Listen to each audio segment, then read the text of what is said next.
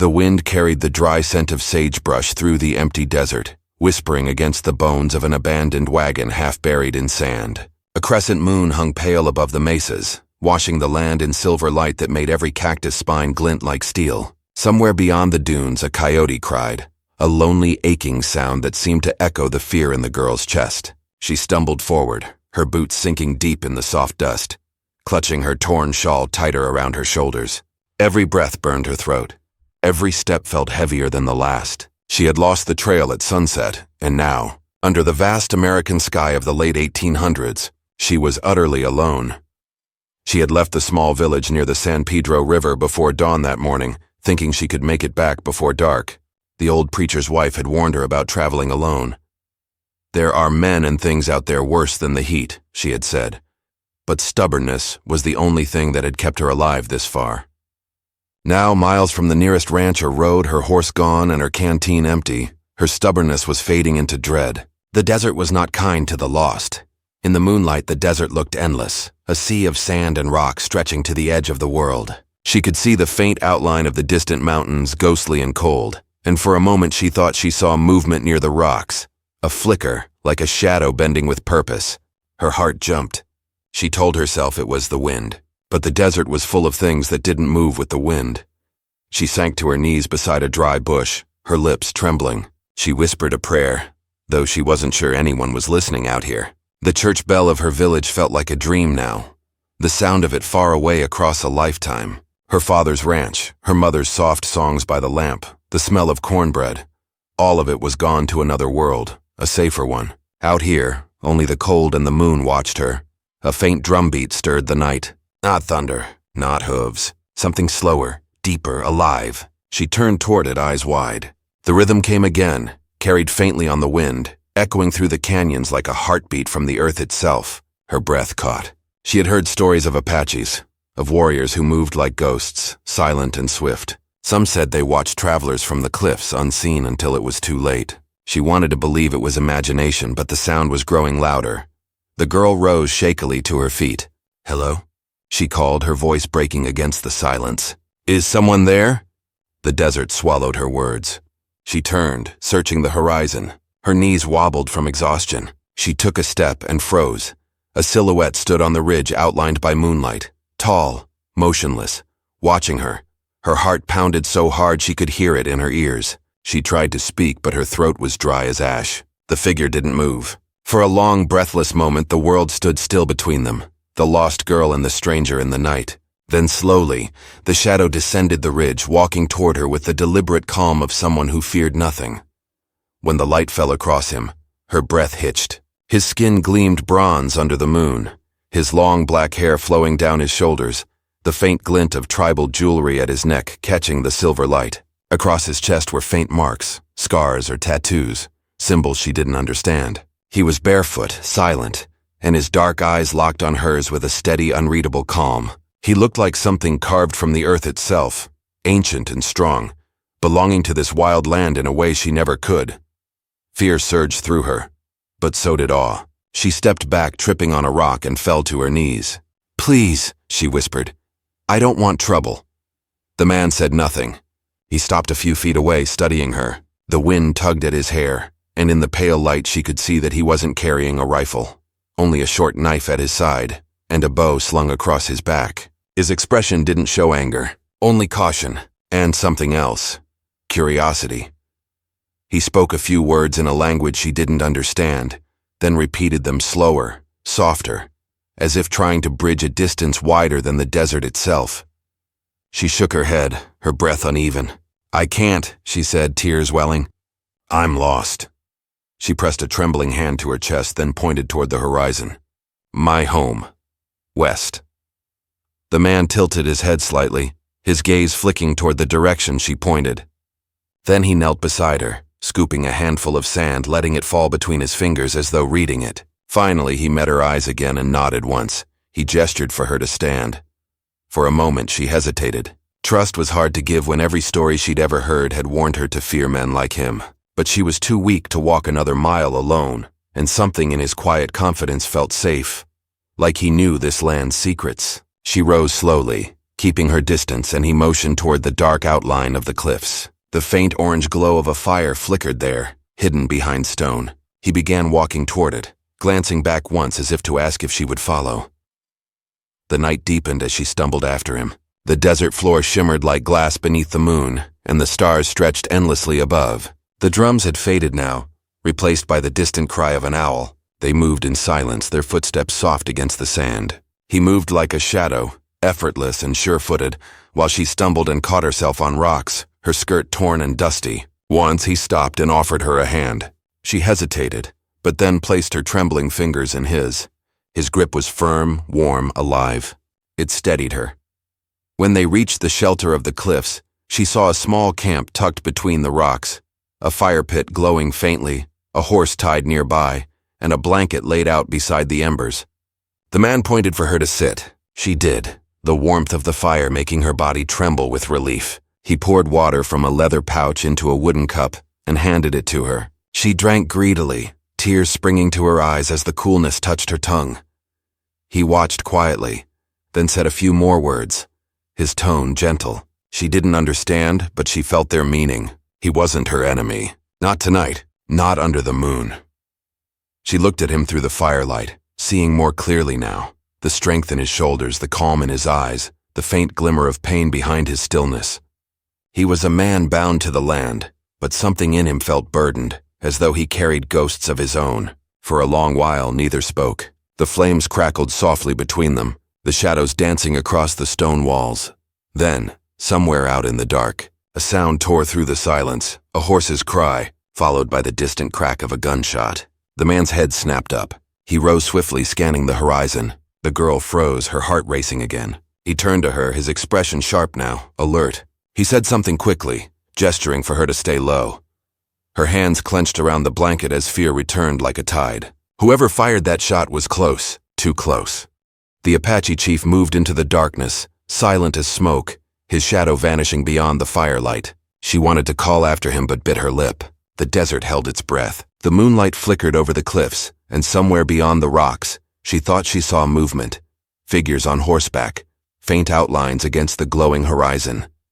The night no longer felt empty. It felt alive, with danger, with mystery, with fate itself hanging heavy in the air. And as the girl crouched beside the dying fire, clutching the blanket to her chest, she realized something she couldn't explain. Whatever happened next, her life would never again belong to the quiet safety of her village. Under the moonlight, the desert had chosen her path, and somewhere in the shadows, the Apache chief was waiting. The night stretched long and heavy, the kind that made time move slower, wrapping everything in silence. The girl sat by the fire, her hands trembling as she watched the shadows move along the cliffside. The flames flickered low, casting orange light across the sand and the stone, and every sound, the crack of a branch, the rustle of wind through the canyon, felt sharper, closer. Somewhere beyond that narrow pass, the Apache chief had disappeared, swallowed by the darkness. Her breath came shallow. The gunshot she'd heard still echoed in her memory, a cruel reminder that she wasn't safe yet. Maybe bandits had followed her trail. Maybe the same men who had robbed the trading post 2 days ago were out there now. She had heard about them. White drifters who hunted travelers lost in the desert, stealing whatever they could find. Her father used to say the desert didn't kill by thirst alone. It killed through men who'd lost their souls in it. She pressed her knees to her chest and tried not to think about that. The wind blew softly against her face, carrying with it the faint scent of mesquite smoke. She looked up at the moon, full and pale, and wondered if her family was still awake back in the village. Her father would be furious, pacing by the door, her mother crying by the lamp. They'd warned her not to ride out alone, but she'd been too proud to listen. She only wanted to fetch the few belongings they had left near the old ranch before it was sold. She thought she'd be back before sundown. Now she was stranded under a sky that seemed too wide, too cold, with a stranger guarding her life somewhere in the shadows. Minutes felt like hours. Every rustle of the wind made her glance toward the darkness. Then movement. A shape approached, silent and certain.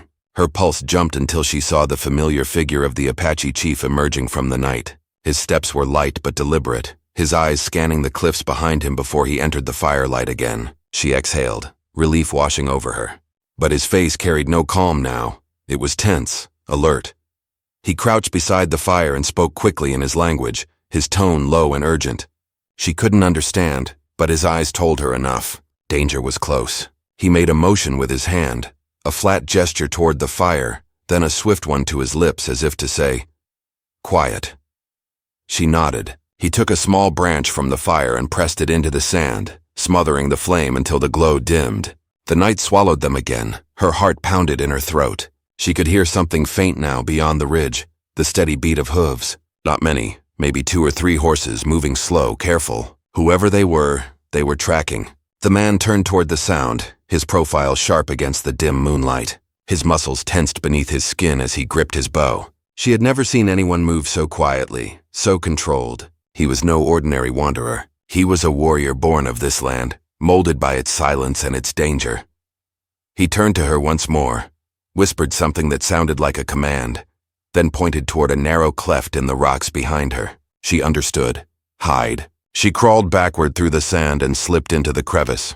It was cold and tight, barely wide enough to fit her body. From there, she could still see him through a slit between the stones. The wind howled softly through the canyon. The riders came. 2 of them, she could tell now. Their horses' hooves thudded softly against the earth as they rode near the ridge. One carried a lantern that swung gently, lighting their faces just enough for her to see the dust and cruelty written on them. Drifters.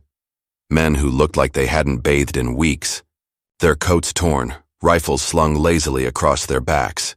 One of them spoke in a rough voice that carried easily in the still air. "You sure she came this way?" "Tracks say so," the other replied. "Boot prints, small. Probably that preacher's girl they've been talking about." Her stomach turned to ice. They were hunting her. The Apache chief stayed motionless, crouched low behind a boulder, his bow drawn but not yet fired. The men dismounted and scanned the darkness. The one with the lantern lifted it higher, light spilling over the rocks. It came dangerously close to where she hid. She held her breath, pressing her hands against her mouth to keep from gasping. "She can't have gone far," one said. "If she's alive, she's ours to find. If she ain't, well, maybe her horse wandered off and left something better." He laughed under his breath, a sound that made her blood freeze. The lantern turned again, this time toward the Apache's hiding place. The chief's eyes narrowed. Then, with a motion faster than she could follow, he drew the string back and loosed an arrow. It whistled through the night and struck the lantern clean from the man's hand. Glass shattered. Darkness fell again. The men cursed, stumbling back. One fired blindly, the gunshot echoing across the cliffs. The flash of the muzzle briefly lit the canyon walls, then silence fell again. The chief moved swiftly, a shadow among shadows, circling them like a wolf. Another arrow flew, then another. One man screamed, falling to the ground. The other jumped onto his horse, panic in his voice. "We're getting out of here," he yelled, spurring his animal into the dark. The sound of galloping faded into the distance until only the wind remained.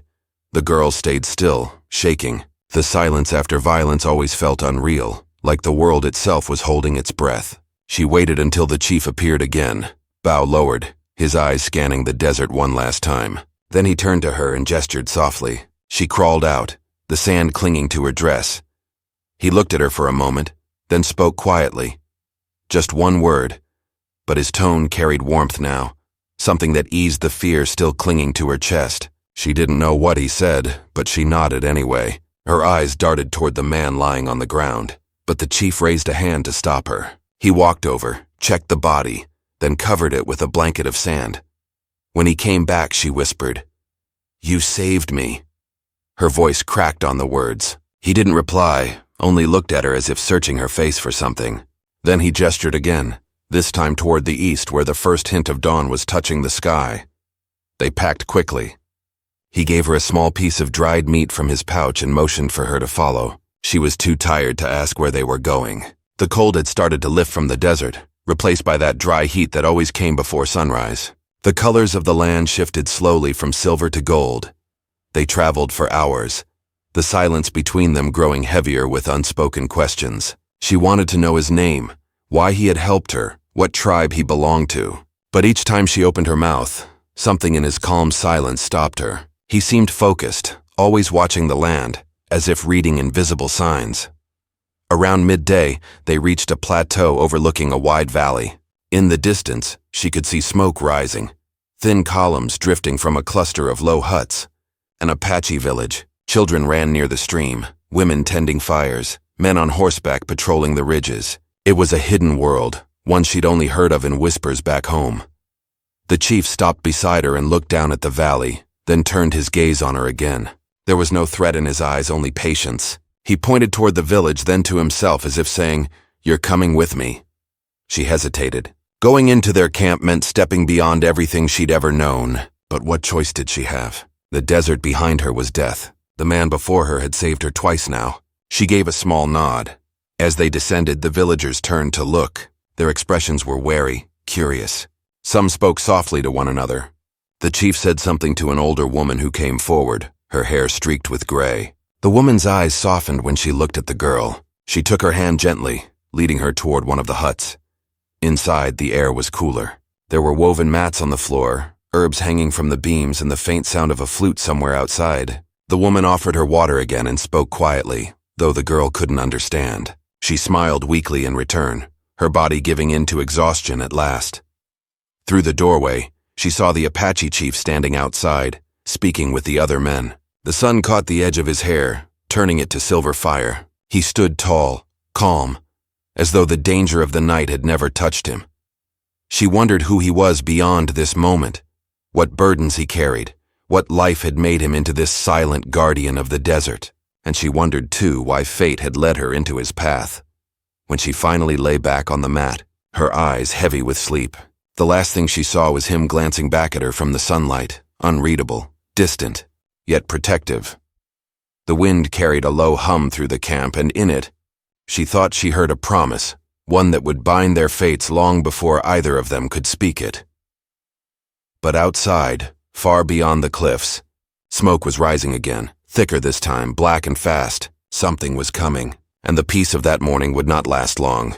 The sun burned high above the canyon, turning the sand to fire and the stones to mirrors of light. The girl woke to the hum of a distant song, carried by the dry wind that swept through the Apache village. Her body ached from sleep, her lips cracked from thirst, but she felt the faint comfort of safety.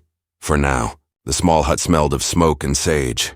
Outside, the sounds of daily life drifted softly, the rhythm of drums, the clatter of tools, and the cries of children running barefoot through the dust.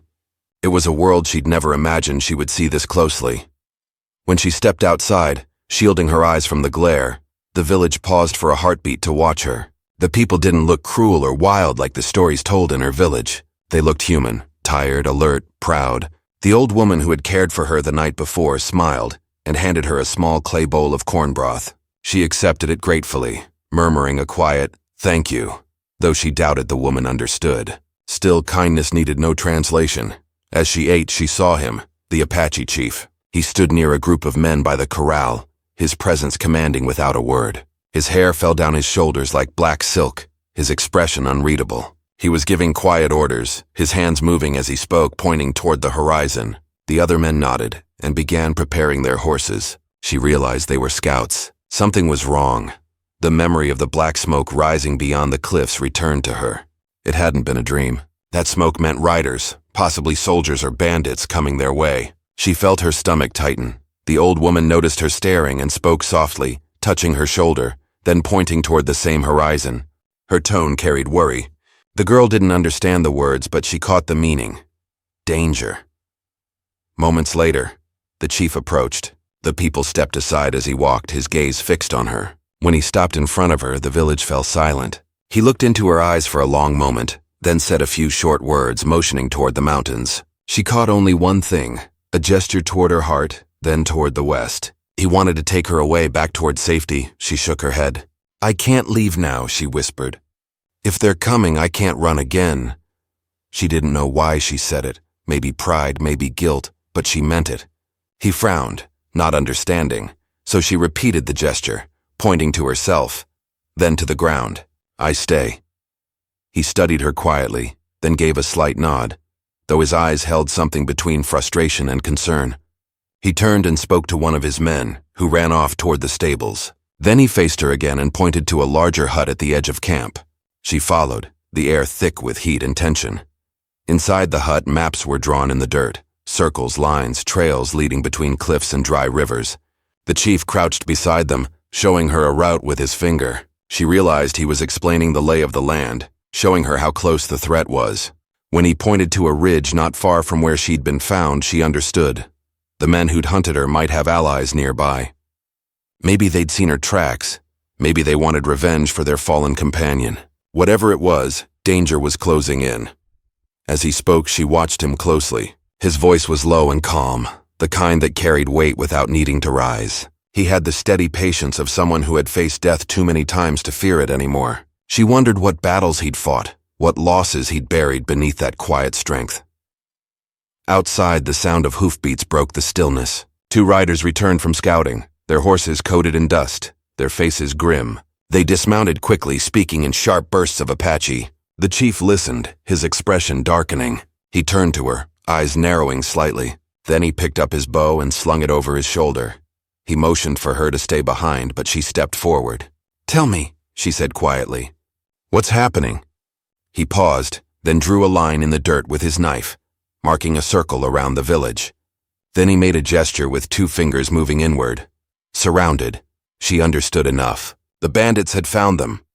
By mid-afternoon, tension rippled through the camp like a hidden current. Men sharpened blades, women gathered children inside huts, and the horses were tied close to the rocks. The heat shimmered above the desert like smoke. The girl stood near the edge of the camp, watching as the chief prepared his men. She had never seen discipline like this. No shouting, no chaos, only purpose. They moved like a single living thing, silent but sure.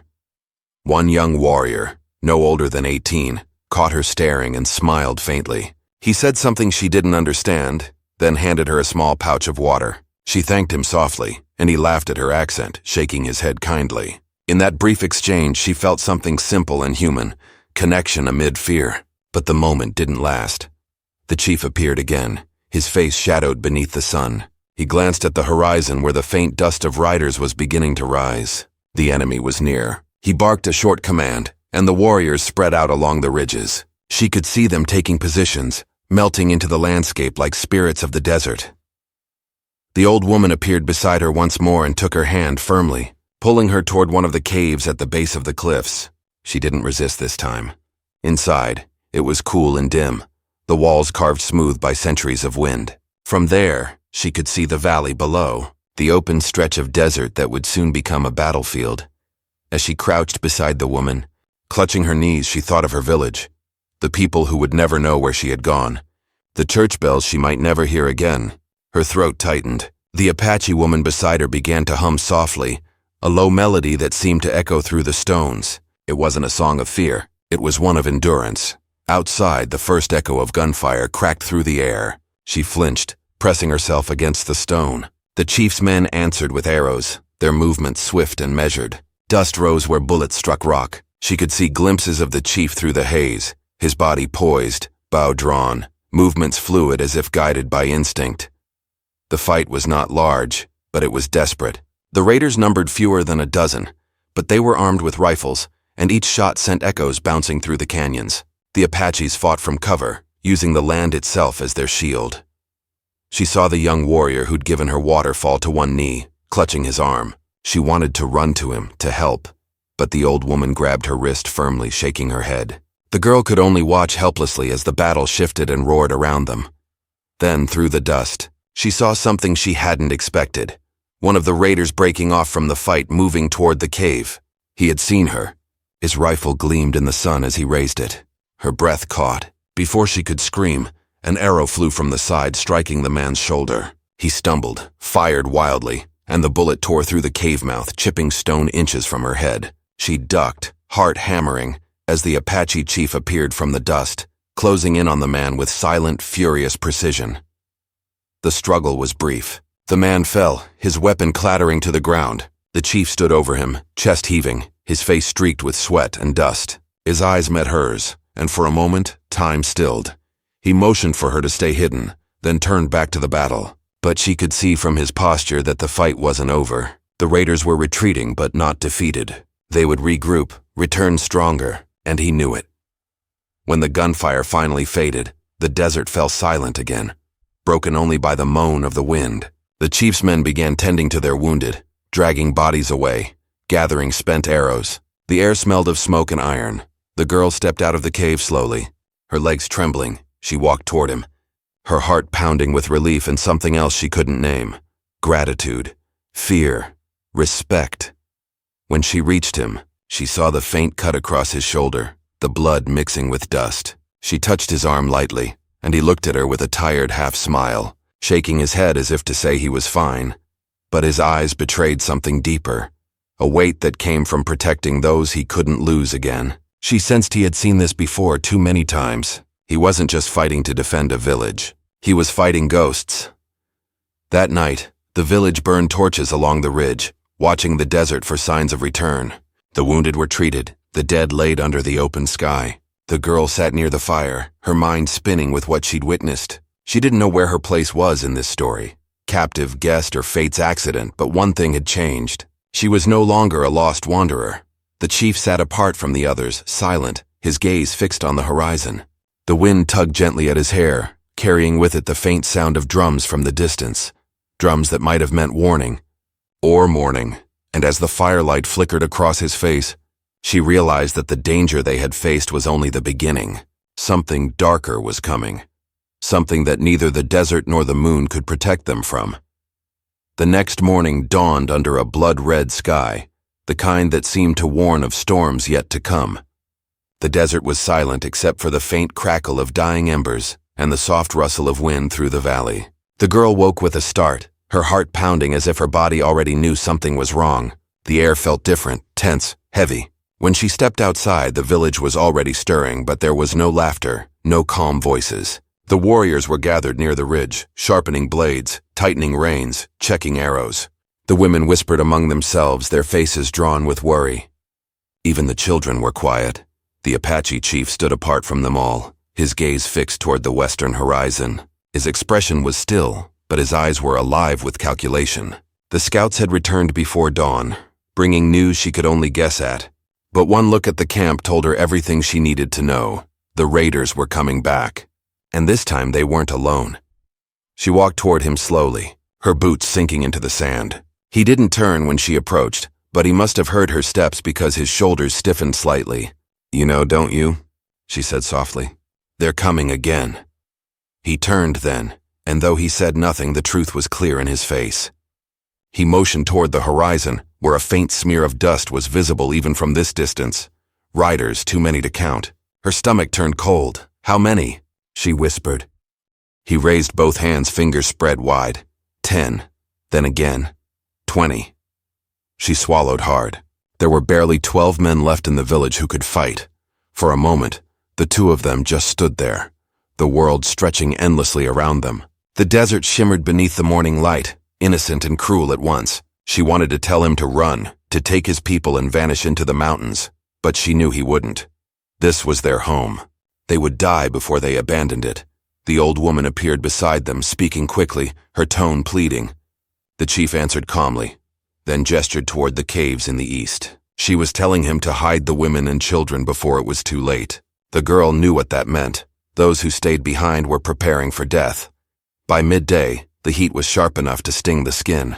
The smell of smoke and gunpowder from the previous day still clung faintly to the wind. The girl helped carry water to the caves, her hands shaking each time she passed one of the wounded men lying under the shade. Some would never fight again. One of them, the young warrior who'd given her water, tried to smile when she knelt beside him, but his lips trembled. She pressed his hand gently and whispered, "Rest, you did enough." His eyes softened with gratitude before closing again.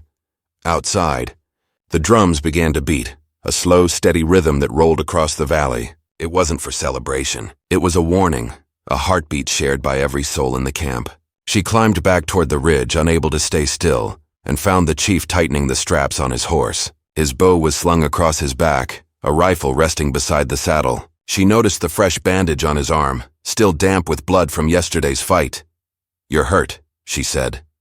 He glanced at her, then shook his head. His calmness made her chest tighten. She wanted to speak, to tell him she was terrified, but the words caught in her throat. He looked at her one last time before mounting his horse, his gaze long and searching, as if he wanted to memorize her face. Then he gave a single nod and rode out toward the canyon. She stood frozen as the riders disappeared into the desert haze. The sun climbed higher, burning white. The village felt hollow without them, the silence heavier than any gunfire. The old woman placed a hand on her shoulder, murmuring something that sounded like a prayer. But prayers felt small out here. Hours passed. The dust on the horizon thickened. The girl couldn't stand the waiting any longer. She climbed the path leading to the cliffs that overlooked the valley. From there she could see everything. The twisting, dry riverbed, the narrow canyons where the chief and his men waited in ambush, and the dark cloud of riders spreading across the desert like a plague. There were dozens of them, maybe more. Some carried rifles, others torches. Their voices drifted faintly on the wind, loud and cruel. They looked like men born of greed, not survival, bandits hardened by hunger and hate. She could see one of them holding a flag torn from a wagon post, waving it like a signal. Then came the sound. The first gunshot cracking through the heat. Another answered it. Then 10 more. Smoke rose in thin streaks from the canyon. The Apaches had struck first, swift and unseen. Arrows fell like shadows, and the raiders' horses screamed as chaos broke loose. From her vantage point, she saw flashes of movement. Men fighting among the rocks. The chief's warriors blending into the land like ghosts. Her heart pounded. She couldn't tell who was winning. The wind carried the echo of shouting, gunfire, the whine of bullets skipping off stone. The smell of smoke and blood reached her even from up here. Then she saw him. The chief rode into view, moving fast between the rocks, bow drawn, striking with precision. He fired, ducked, moved again, like part of the wind itself. But the enemy was too many. They began to push forward, their rifles flashing in the sun. She could see bodies falling, hear cries that didn't sound human anymore. A stray horse bolted through the canyon, spooked and wild, and the chaos broke the formation. The chief's men scattered into the rocks, trying to draw the enemy apart. But she saw what he didn't, the second wave. Another group of riders appeared from the west, circling behind the cliffs. They were cutting off escape. Her throat tightened. She ran down from the ridge, slipping on the loose sand, ignoring the old woman's shouts behind her. She couldn't just wait in the caves while they were trapped. When she reached the bottom, she found an abandoned horse tied near the corral. Without thinking, she grabbed the reins and mounted. The animal resisted for a moment, then took off toward the canyon. The wind tore at her hair as she rode. The closer she came, the thicker the smoke grew. She could hear the echoes of the fight bouncing off the stone walls. When she rounded the last bend, she saw the full horror of it. The canyon floor littered with bodies, both Apache and raider. The air alive with heat and gunfire. She spotted the chief near the center, his horse bleeding, his arm still steady as he fought. 2 raiders advanced on him from the side. She screamed his name, though she didn't even know it. The sound made him turn, just as one of the men raised his rifle. He moved faster than thought. The arrow left his bow and found its mark, striking the raider squarely, but the other fired at the same time. The gunshot ripped through the air. The chief staggered, his horse rearing wildly. She cried out, spurring her own mount forward. The battle blurred around her. Men shouted, dust swirled, the world turned to chaos. She reached him just as his horse collapsed, throwing him to the ground. He rolled to his knees, blood staining his chest, and looked up at her in disbelief. She jumped down, grabbing his arm. "We have to go!" she yelled over the roar of the fight. He tried to speak, but his voice was a rough whisper. He pointed toward the cliffs, the way out. But behind them, the second wave was already closing in. Bullets struck the rocks beside them, sending shards flying. He pulled her close, dragging her behind a boulder. Their faces were inches apart, breaths ragged. For a moment, neither spoke. The world outside was fire and thunder, yet the space between them felt suspended in silence. She pressed her hand to his wound, trying to stop the bleeding. "You can't stay here," she whispered. He shook his head weakly, his eyes locking on hers, a look that said everything words couldn't. He was ready to die for his people. "No," she said fiercely, shaking him. "Not like this." He grabbed her wrist and pointed again to a narrow passage between 2 cliffs. A hidden path. She looked and saw a faint shimmer of sunlight on the other side. Freedom. He wanted her to go. Tears stung her eyes. "I won't leave you." He gave a faint smile, almost sad, and pressed something into her hand. A small carved pendant, rough and warm from his skin. Then he pushed her hard toward the passage, his eyes fierce. She stumbled back, clutching the pendant. Behind him, the enemy was advancing. He rose to his feet, bow in hand, standing tall against the storm. She hesitated only a heartbeat before running. The passage twisted through the rocks, the walls closing in around her. Gunfire echoed behind her, mingling with shouts and the cries of horses. She wanted to turn back, but the chief's face burned in her mind. The calm, the fire, the unspoken promise. When she emerged on the other side, the sun blinded her. The desert stretched wide and empty before her, silent again. But behind her, the sound of the fight still raged, echoing through the cliffs. She fell to her knees in the sand, clutching the pendant against her heart, the wind howling like a ghost. The world around her felt like it was holding its breath. Somewhere beyond those rocks, the man who had saved her again and again was facing death alone. And as the sun dipped low, turning the desert gold and crimson, she realized the moment she had feared most was coming. The moment she would have to decide whether to run for her life or go back for him, knowing the desert never gave back what it took. The desert held still after the storm, quiet and breathless. Smoke drifted above the cliffs like torn ribbons, and the echoes of battle faded slowly into the heat. The girl sat on the sand, her chest heaving, her hands trembling around the small pendant the Apache chief had given her. The wind brushed her hair, carrying the last whispers of gunfire away into the open plains. For a long time she couldn't move. She only stared at the horizon, feeling the weight of the silence pressing against her. Her heart screamed to go back. Every part of her wanted to run into that canyon, to find him, to make sure he was alive. But fear anchored her. She didn't know what she would find, or who might still be there. The sun was sinking fast, painting the sky in orange and violet. If she waited too long, darkness would swallow the trail and the desert would turn dangerous again. Still, she couldn't leave him behind. Finally, she rose. Her legs wobbled, her throat burned, but she began walking. Each step brought her closer to the soundless ruins of the canyon. The once living valley now felt like a graveyard. The smell of gunpowder lingered in the air, mingled with the dry scent of sage. Broken arrows and torn cloth lay scattered on the sand. Horses, wounded or dead, lay still under the fading sun. When she reached the mouth of the canyon, she stopped.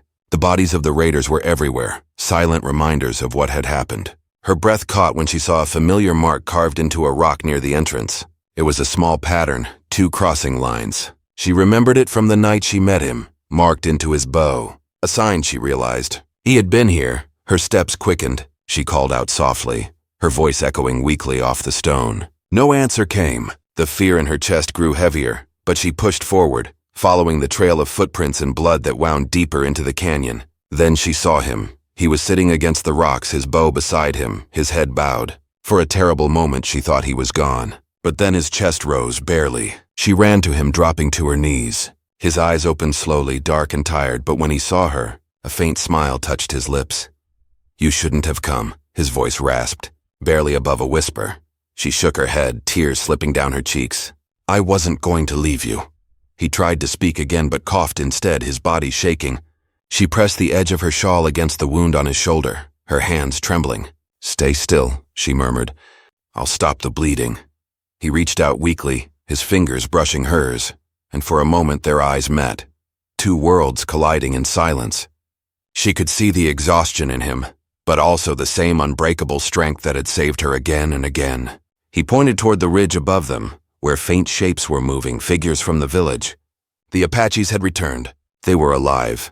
Relief flooded her chest. Help was coming. The chief leaned his head back against the rock, his breathing slow but steady. The men reached them minutes later, guiding horses and carrying water. They spoke quickly, some kneeling beside him, others scanning the valley for survivors. The old woman was among them. When she saw the girl alive, she clasped her hands to her heart and murmured a prayer. They lifted the chief carefully onto a makeshift stretcher and carried him back toward the village. The girl followed close behind, clutching his bow and pendant as if they were sacred. The desert around them was turning to shadow, the sky now a deep blue streaked with stars.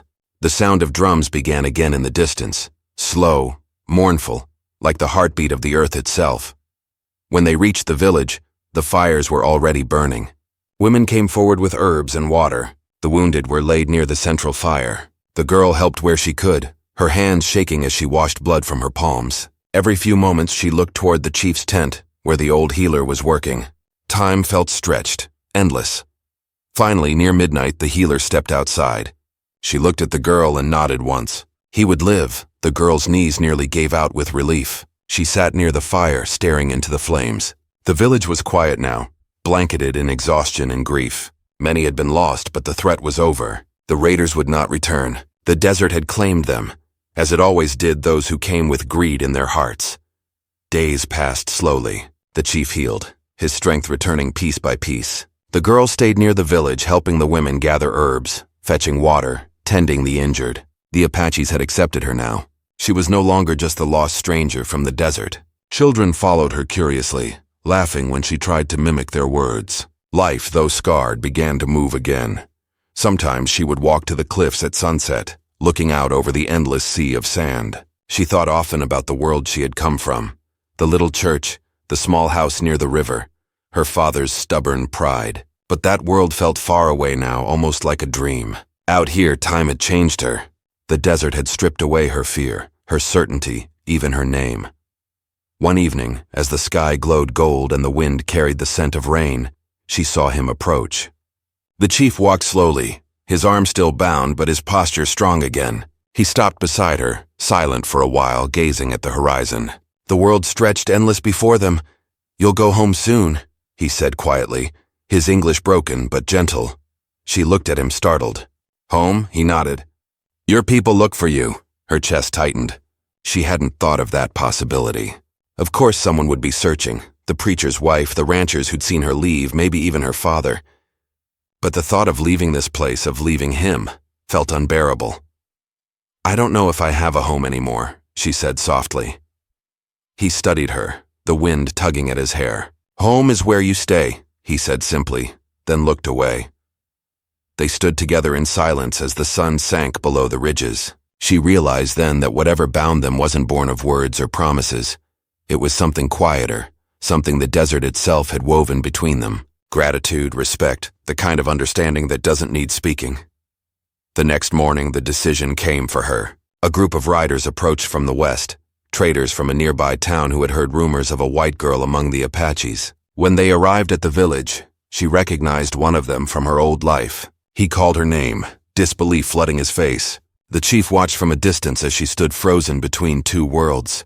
That night the campfire glowed low. She went to see him one last time. He was sitting beside the flames, carving something into a piece of wood. When he saw her, he handed it to her. A small figurine shaped like a desert bird, wings outstretched. "For you," he said quietly.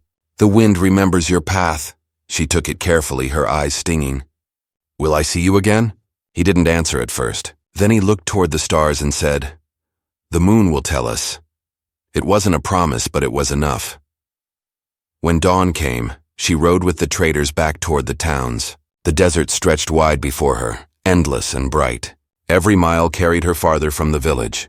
Yet she felt its rhythm still, the drums, the wind, the heartbeat of the earth. When she finally reached the edge of the riverlands, her old world greeted her with silence. The ranches were smaller than she remembered, the people cautious when they saw her. They asked what had happened, but she only said she was lost and found again. Some didn't believe her. It didn't matter. The truth belonged to her alone and to the desert. At night, when the world slept, she would sit by the water clutching the pendant around her neck.